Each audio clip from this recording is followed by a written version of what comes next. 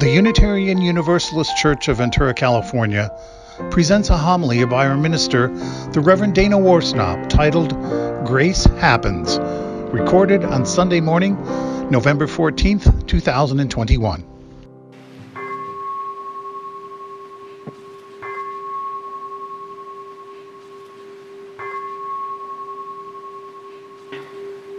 And welcome to worship with the Unitarian Universalist Church of Ventura. I am the Reverend Dana Worsnop, and I'm honored to serve this gracious and grace-filled congregation. A common name taken by many of our churches, mostly those founded in the 19th century, is the Church of All Souls. For we stand in a historical and theological lineage of forebears who held that grace, God-given or simply abundantly arising in the universe, grace is the birthright of all souls, that no one should or even really can be cast out of the love of God and the possibility of salvation. All souls speaks to both the Unitarian and the Universalist strands of our tradition. And so I greet all the souls here in the sanctuary, and all of you souls on Zoom or on YouTube. Hello to everyone out in the overflow section outside as well. We are showing up in many ways, in many places, in hybrid form. And here we are. We begin our service this morning with an acknowledgement that the land that each of us is on is the ancestral home of Indigenous peoples. In most parts of Ventura County, this is the Chumash people. And so we honor that presence as well. Just a couple of announcements. Just an update on our auction is that after expenses, the church will net something close to $16,000. Pretty good work. Thank you for all the people who worked so hard on that and all the people who came forth and got into bidding wars. Also, I just wanted to let you know, for those of you who have been around for a little while, that the Reverend Carolyn Price will be back in this pulpit on November 28th. So that's going to be very exciting. She's really thrilled to be back, and it'll be lovely to see her again. So let us arrive fully together here in this space, in the sanctuary, in the overflow section, at home, zooming in from your car, wherever you are. Arrive and then what? Where you are. What have I done wrong? Feel the abundant love. If you can, tap into that abundant love, which is, I believe, the nature of the universe. I'm muted now. There's an awful lot to unpack theologically there. Arrive here in this holy place with these holy souls, and let us enter sacred space.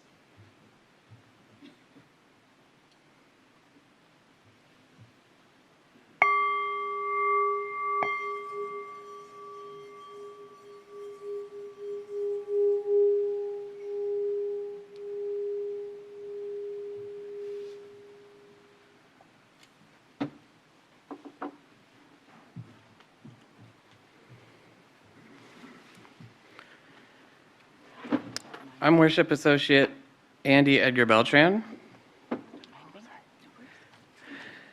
We invite those who are Zooming or streaming into this service this morning to light a chalice or candle at home as Reverend Dana lights the chalice of our free faith here in the sanctuary.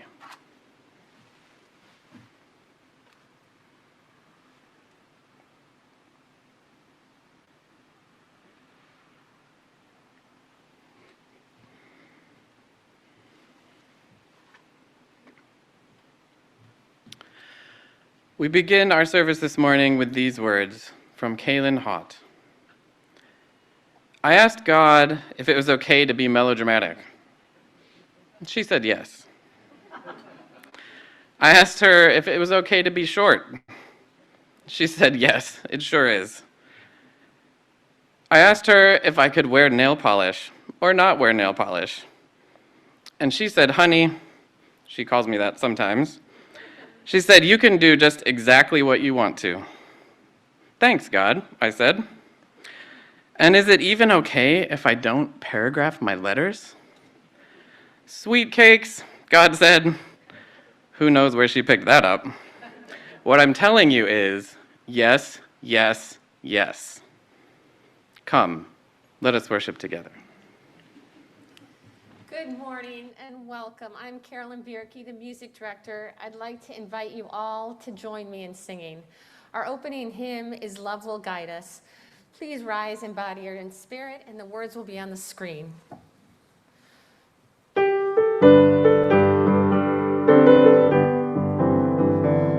will guide us, peace has tried us, hope inside us, will lead the way on the road from greed to giving. Love will guide us through the hard night. If you cannot sing like angels, if you cannot speak before thousands, you can give from deep within you. You can change the world with your love. Love will guide us, peace has tried us, hope inside us, will lead the way on the road from greed to giving. Love will guide us through the hard night.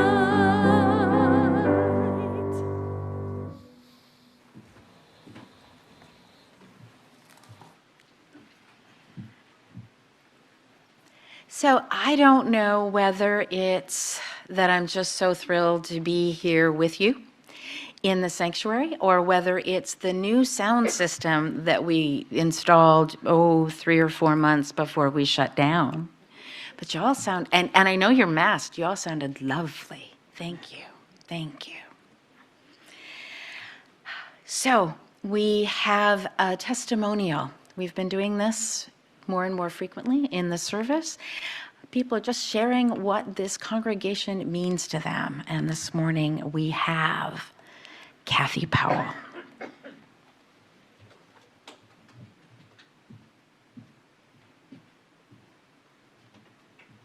Good morning, everybody. I'm going to try not to cry. My son prayed to all the deities for me before I left so that I wouldn't cry. So I came to this church about 9 years ago. While volunteering in the community with different homeless efforts, I had met many of the people who are still here in this church. Their spirit captivated me. The place I was volunteering was very evangelical, and eventually I broke and came running here crying to Reverend David. That's so funny. It sounds almost the same. He listened, and I asked to be a part of this congregation. He chuckled and said, I can't wait to see what you bring here. Being a lapsed Catholic, professing vows to another church seemed sacrilegious. I held my breath and stood here, right here, promising to stand by the people who are already standing up and pledging to stand by me.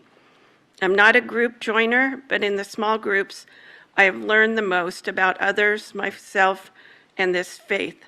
I joined an aging to saging group, covenant group, circle dinners, women's mini retreats, and of course my activism with Lift Up Your Voice to end homelessness.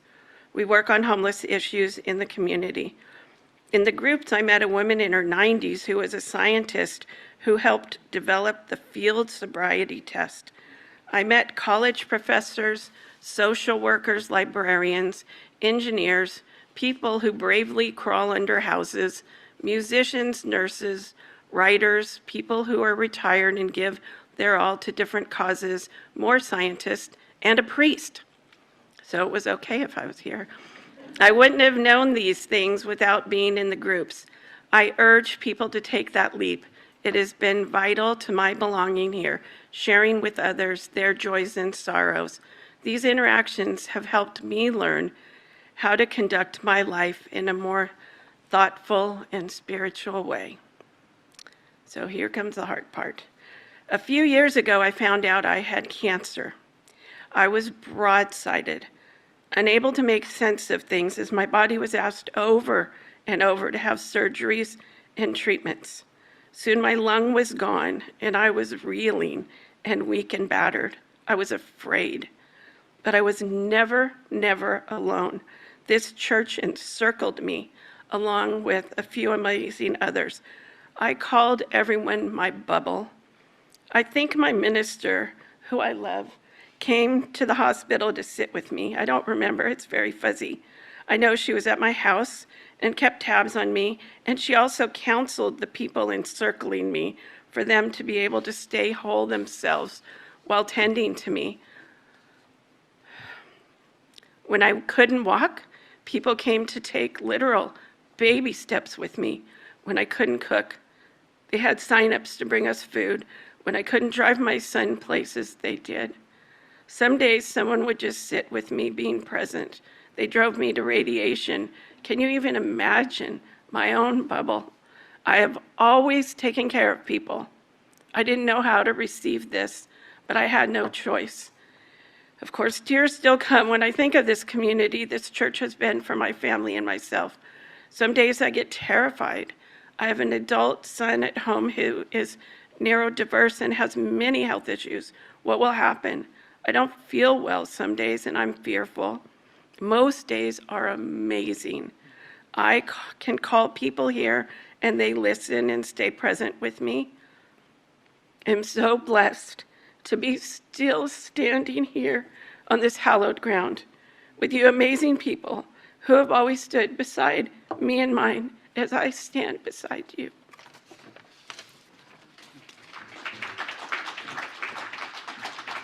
How about an amen?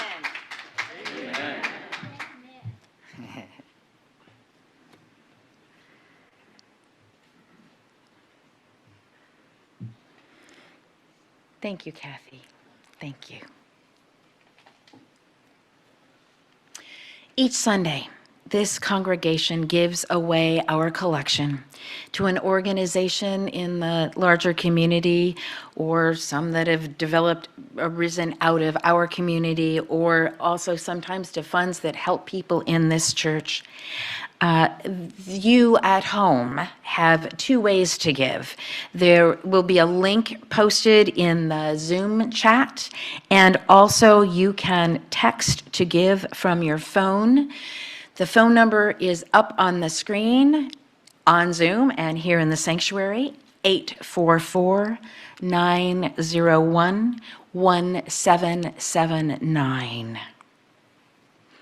Those of you who are here, please get into the text to give system because it gets really zippy very quickly. And if you wish, you can still give cash and checks and put them in the basket on your way out after the service. Our offering today goes to Lift Up Your Voice to End Homelessness, to the Lift Up Your Voice to End Homelessness Moving In program that is managed. It was kind of the brainchild and the great gift of Kathy Powell, who just spoke. Yeah. In Ventura now, when a homeless person or a family finally gets into an apartment, Moving In is there to provide everything they need to make their new place into a home. Since April 2020, Yes, this actually was a pandemic project.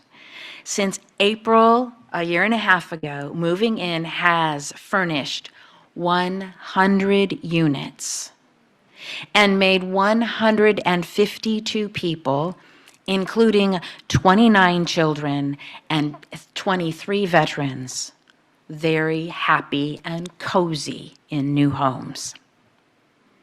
A couple of examples. When Vanessa and her 3 school-aged children moved into an unfurnished apartment, it was a month before they found out about moving in. And Vanessa said that her kids just hated coming home to an empty apartment, and they were literally sleeping on the floors. Yet one called a Moving In, and Kathy Powell met the family at the storage units that they've rented, and Vanessa was able to pick out what she wanted, and a whole mess of volunteers helped carry it all in, move it over and carry it in. Another single mom with 2 young boys left a situation of domestic violence, and the family had been living in a motel for a year. She called Moving In after getting into an apartment because they had no household goods at all. And again, Kathy quickly pulled together boxes of kitchen and bath things, pillows and blankets. It was followed then by more volunteers with a sofa, a TV, beds, and more. When he first saw his very own bed, the youngest boy just said, "Wow." So softly, Kathy just barely heard it. The kids now call Kathy Grandma, which melts her heart. Thank you for giving generously as you always do.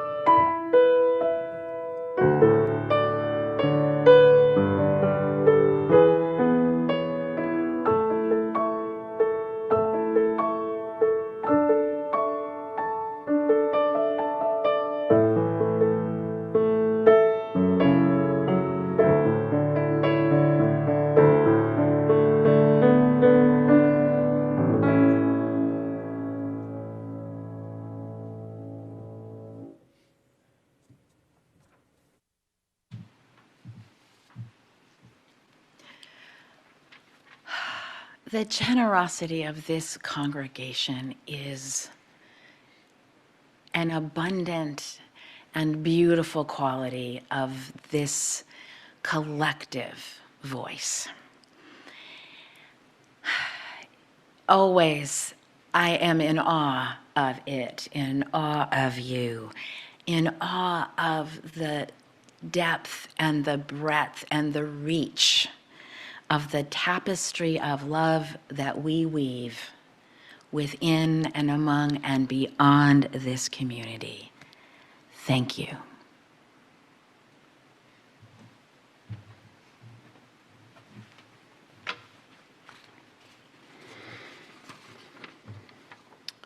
Each week, we share the great joys and sorrows that grace our lives. This is one way that we stay connected within our community. We place stones in water for both the celebrations and sorrows in our hearts. The ripples that go out represent the way that joys and sorrows are felt throughout the community. You can submit a joy or sorrow for sharing via a link on the website, uuventura.org, or a link in our Thursday email bulletin, UUCV This Week. Those received by 10 p.m. on Saturday will be shared that Sunday. I invite you now to speak into the gathered community or write into the Zoom chat the names of those you wish to celebrate, memorialize, or those in need of the loving embrace of this beloved community. Please feel free to continue to add to the chat even after the silent pause.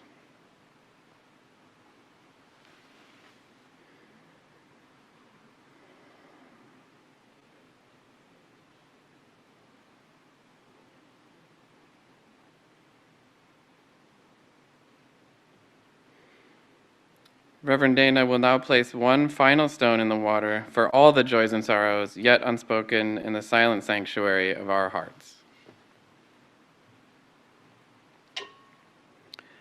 May we be truly grateful for all that is our life. Please remain seated. Please remain seated and join me in singing How Could Anyone? We will sing it 2 times through.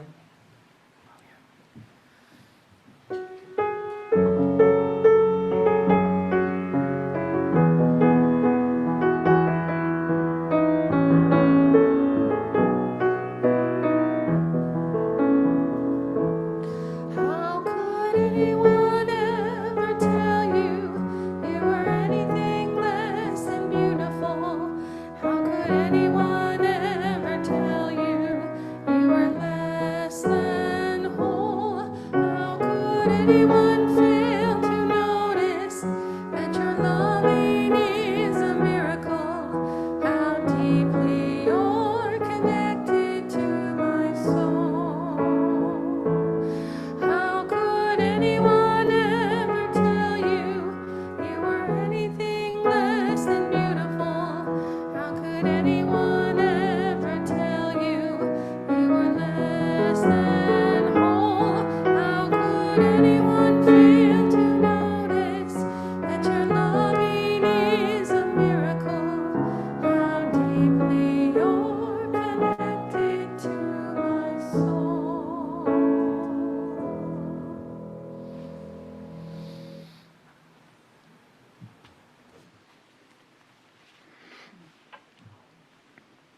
Our reading this morning is from Reverend Teresa Soto.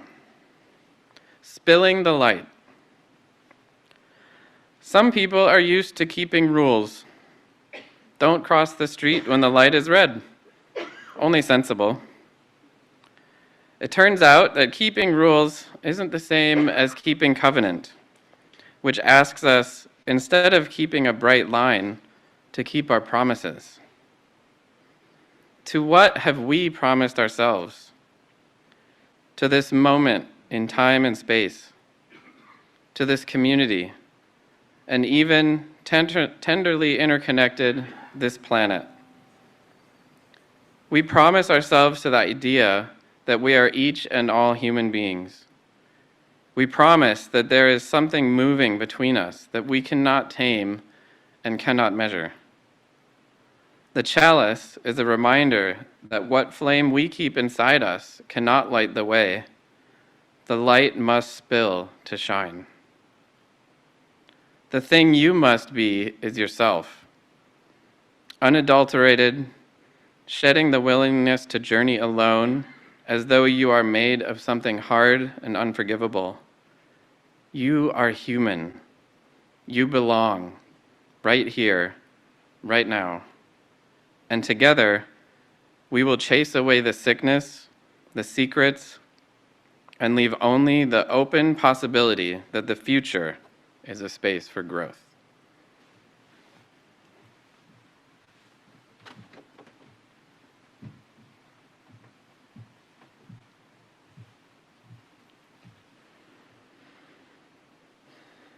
I invite you now into a time of stillness, meditation, reflection, prayer. Center yourself in your physical presence here and now. Notice your breath, your thoughts, an awareness of a deep goodness deep within you. Breathe. A silent meditation.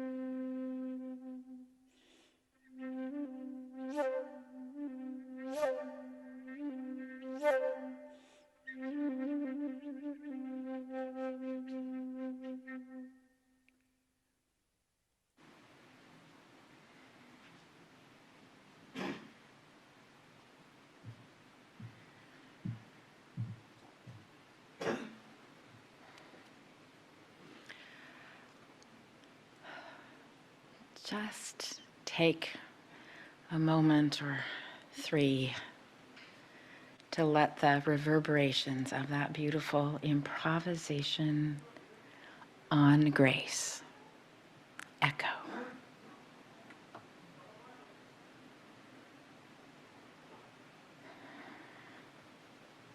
Thank you, Pat.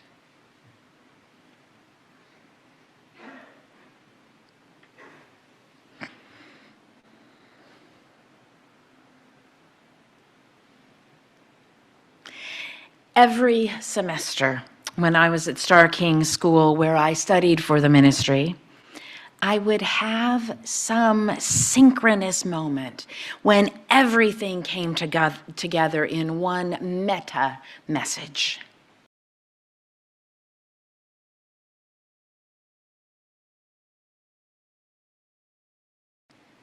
I came to anticipate it each term. So, of course, in my final semester, it just wouldn't come. I blamed myself for not working hard enough.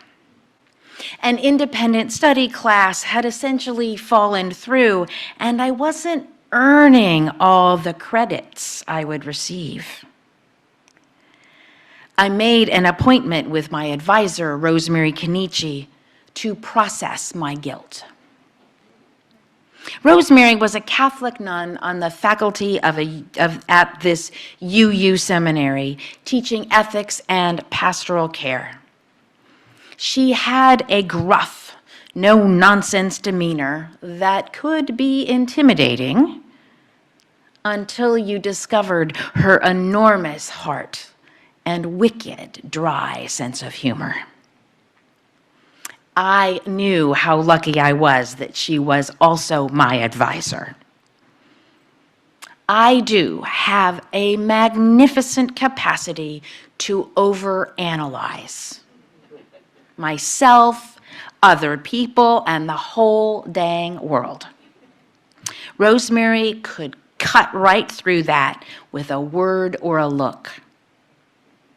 So I found myself sitting in Rosemary's office for one of the last times. I'm not working hard enough. I could be doing more, I lamented.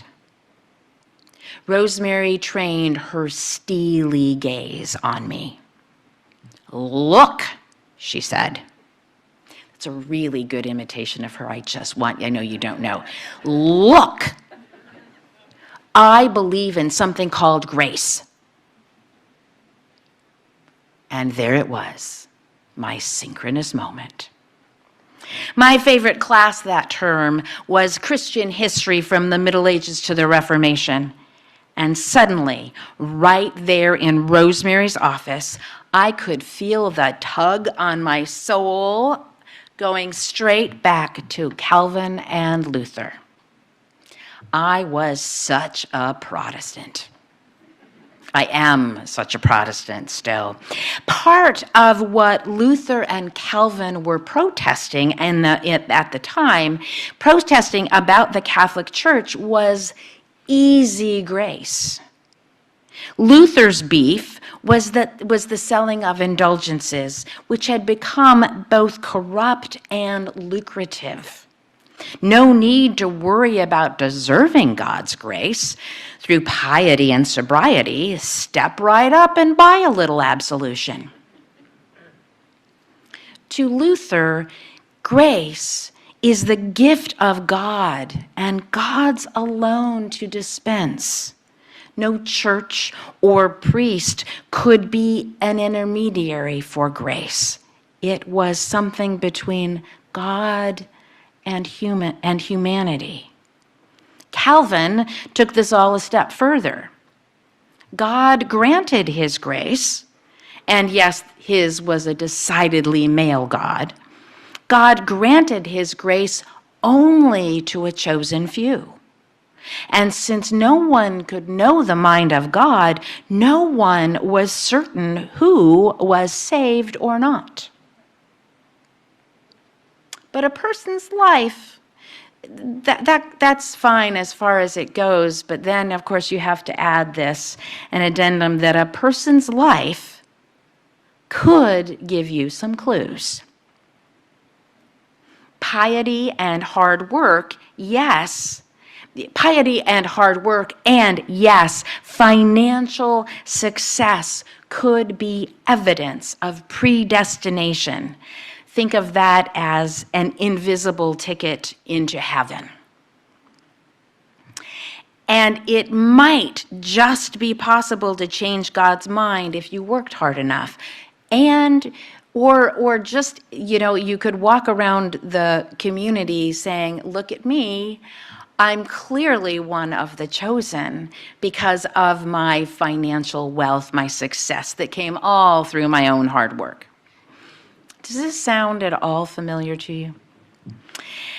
There does remain a wide streak of Calvinism right down the middle of our American culture. We have been earning our grace since a group of lost, navigationally challenged pilgrims landed near Cape Cod.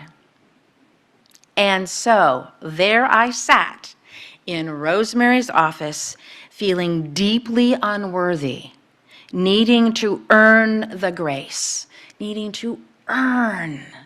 that was actually all around me and already available. There is a bumper sticker that reads, "Grace happens." I think someone created it in response to the bumper sticker about the other thing that happens. And actually, I think both happen. Yet I think it is more accurate to say grace simply is. God's grace, a wide and universal love, whatever you call it. Grace is all around us all the time. Sometimes we are lucky enough to tap into it all by ourselves. More often, we have people like Rosemary or communities like this one that help point it out. Look, there's such a thing as grace. Look. Yet even if the deepest truth is that grace simply is, we humans have a way of trying to hoard it and parse it, divide it up. We have an incredible gift for pushing it away or putting obstacles in the way of it in our own minds. But we also, once we have it, we feel like there's just not enough to go around. So we hoard and we parse and say, I get this part and you don't get any. That stingy ethos leads to a number of toxic narratives, particularly the one that says that we need to earn grace. And our systems in this country, and I'm just talking about this country, it may extend in other places in other ways as well, but in our country, our systems are set up on this concept.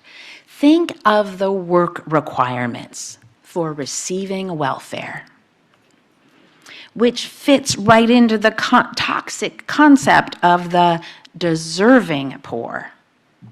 No one should simply get a handout. They should have to work to show that they're not lazy grifters. They should have to prove that they deserve it first.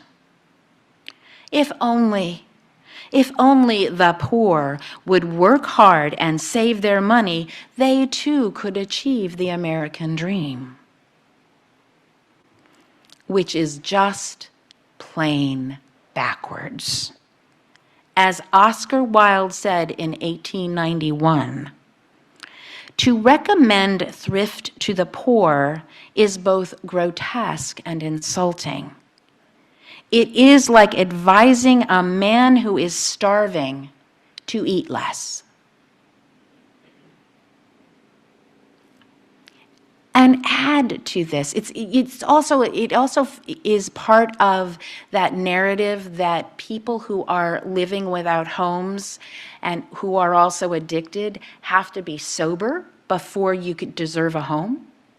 Except that if you are living without a home and life is so complicated and mixed up and it's cold at night, it's really hard to, I mean, you don't have to just be sober in the moment. Some places make you have to be sober for 30 days or some ridiculously hard thing to achieve. And then there is the other truth that being poor is incredibly expensive in this country. Members of the congregation that I served in Oregon were housed, but just barely. They kept falling behind on bills, and they didn't want to ask the church for help because they didn't want to be the takers in the world. But finally, their water was turned off. And now they owed not only all of the bills that had been piling up, but a $100 restart fee, digging the hole even deeper. They called me and I called the water department and played the Reverend card right up front. The church could pay their bills, and yet could they, the water company, please, the restart charge, could they just waive that, please? Of course they could. And the kind woman said that anyone in this situation, that the couple should just call before they get so far behind. The water company really doesn't want to turn off anyone's water. And that I did believe. And yet, that was not understanding at all that this couple, faced with late notice after late notice, and each envelope arriving just a little bit redder, they just froze, and they didn't know how to negotiate this system. And they didn't have a Reverend card. Or I don't know what other, they lacked a number of the cards that signal privilege in this country. And then going on to another thing, if you get an unpaid parking ticket, if you get a parking ticket that you can't pay because it's $65 that's just not in the budget, that ticket can go from $65 to over $500 so quickly it would make your head spin. And then if it goes on a while longer, your car can be impounded.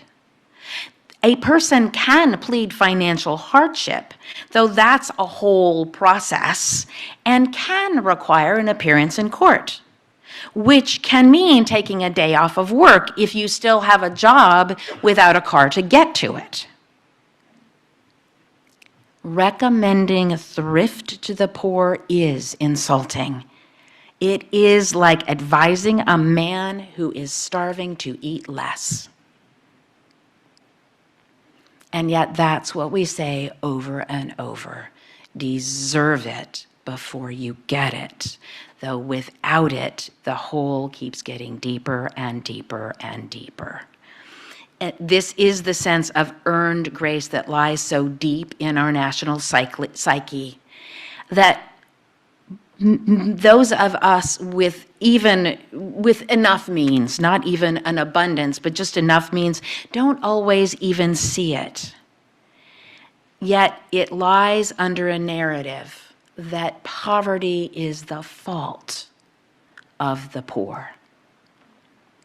They made bad choices. And if they can just start making good choices, it'll all turn around. We need to give people a hand up, not a hand out. I don't know which of those cliches sets me off more. The one about choices or the one about the hand up. Or maybe it's the one about how people who are homeless are choosing that lifestyle, and so many of them just really want to be homeless. It is just so darn hard to get back into housing once you've lost it. Just listen to the stories of the families that moving in helped. Both families finally got an apartment, and their kids had to sleep on the floor for weeks until somebody just gave them some furniture. Here's a bed, a couch, a TV, cooking utensils, cups, plates, silverware. A bed to sleep in. Just take it. Here is a little grace. A very little grace, really, and maybe just enough so that the kids can sleep well enough and get to school rested well enough to actually learn. Maybe with a little grace and some support, you can get your head above water and keep it there. But grace comes first. And we have a narrative that blames poverty on the poor. I don't know how many of you read historian Heather Cox Richardson's Letter from an American, which is a daily blog post that she's been writing since 2016. Anyone out there? Good, I'm glad to see some hands. I commend it to you all. She's amazing. Hers is a voice of clarity and sense that sometimes is the only thing that keeps my head from exploding. When I am in most despair, I don't read the news except as she pulls it together and analyzes it with a historian's perspective. Recently, she wrote about the Great Depression and said, in part, no one knew how to combat the Great Depression, but wealthy Americans were sure they knew what had caused it. The problem, they said, was that poor Americans refused to work hard enough and were draining the economy. They must be forced to take less. Liquidate labor, liquidate stocks, liquidate farmers, liquidate real estate, Treasury Secretary Andrew Mellon told President Herbert Hoover. Liquidate all of that because it will purge the rottenness out of the system. People will work harder, live a more moral life. Values will be adjusted, and enterprising people will pick up the wrecks from less competent people. Seriously, that's what the Secretary of the Treasury told the president at the beginning of the Great Depression. And another insidious part of this whole ethos is that the wealthy have already earned all their grace. They have not been handed generational wealth or started the whole ball game on third base when others are still struggling to get up to bat. Wealth in this country, and I know that this is something that goes back to the Puritans and Calvinism, but it stayed with us this whole time, that somehow there is a sense that if you are successful, it's proof that you're already God's grace. God shed his grace on thee. This concept of earned grace infects us all. And it's not just those who are without means, although that gets pretty deep and insidious. How many of you out in Zoom land, how many of you sometimes or even often feel unworthy or inadequate? How many of you fear asking for help because it makes you seem weak and vulnerable? The transformative message of this Unitarian Universalist faith is that grace is all around, and you are worthy of that grace simply by being alive. Grace is available to all here and now. How could anyone ever tell you you were anything less than beautiful, ever? Both the Unitarians and Universalists arose in America in response to the fire and brimstone preachers who took Calvinism to an extreme with a message that people are miserable sinners in the hands of an angry and capricious God. It was pretty intense. Read some of those old 19th century sermons. The Unitarians objected to this on a number of levels. Generally, though, they had a better opinion of human nature, though they also thought that God was a much more reasonable being than that. And the Universalists' take on this was that they had a better opinion of God. And they also had so much compassion for human frailty. We carry that legacy forward in times that still desperately need it. For as we become more polarized, it becomes even more intensely a human tendency to want to hoard things, to want to hoard righteousness, to want to hoard and hold on to your money, to opportunity, and even to grace. But remember that God simply says, honey, sweet cakes, yes, yes, yes. The thing you must be, says the poet Teresa Soto, the thing you must be is yourself. Unadulterated, shedding the willingness to journey alone as though you are made of something hard and unforgivable. You are human.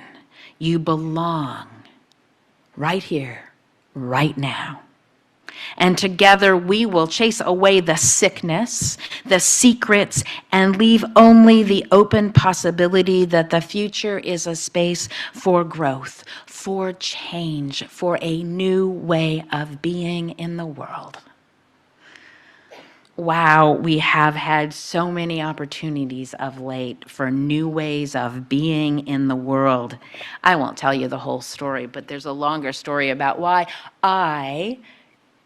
the whole service is right here on an iPad. I didn't even need to print it out, though I wanted to. My printer did not allow that this morning. There is so much opportunity to learn and grow, but also to transform your own sense of worth and to recognize the places where you judge others for not being worthy of grace, of having to earn that grace. This is insidious. It is in all of us. It affects the way so many of us, most of us, see ourselves and see one another. Is it okay to be you? To live a grace-filled life, to be then able to offer grace to others? Honey, sweet cakes. Yes, yes, yes. Amen. May it be so.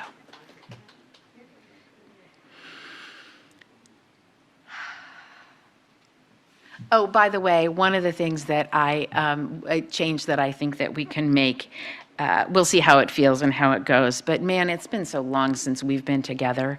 And generally we have this, we don't want to applaud, we don't want to shout, we don't want to stomp and yell, except that, oh, sweet merciful heavens, it is so lovely to hear you stomp and yell and shout amen. So take it, just go for it. Just go for it. And if you will, please join me in prayer. Holy beingness of many names and no name, abundantly available grace, which dwells within and among and beyond us this day and always. May we each feel the deep goodness within ourselves and in every human being. May we start by taking down the obstacles, the rocks, the walls that we put up to the flow of grace in our own lives. And once the grace starts flowing, may it spill over our cup.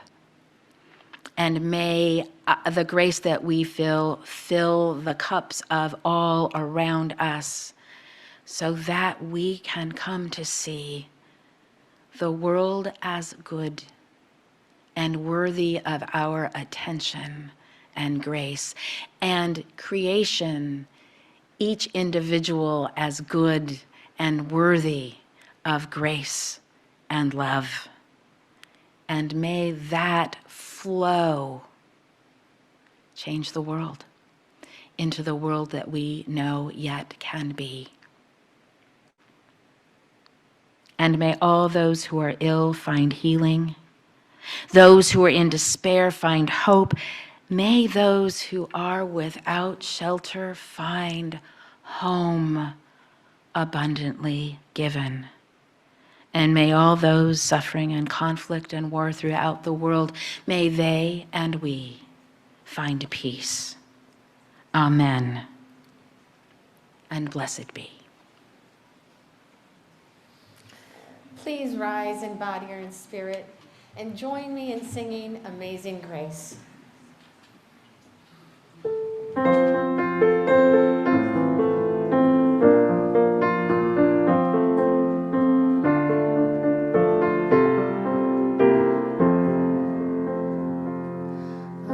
Amazing grace, how sweet the sound that saved a wretch like me. I once was lost, but now am found, was blind, but now I see.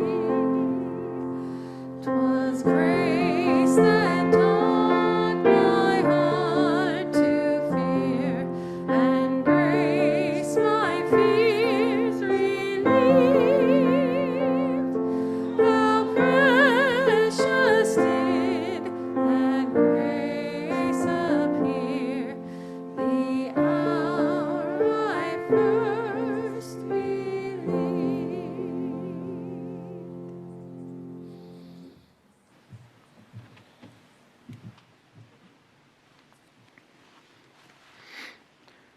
Please join me in reading the words on the screen as we extinguish our chalice. We extinguish this flame, but not the light of truth, the warmth of community, or the fire of commitment. Those we carry into our lives until we are together again.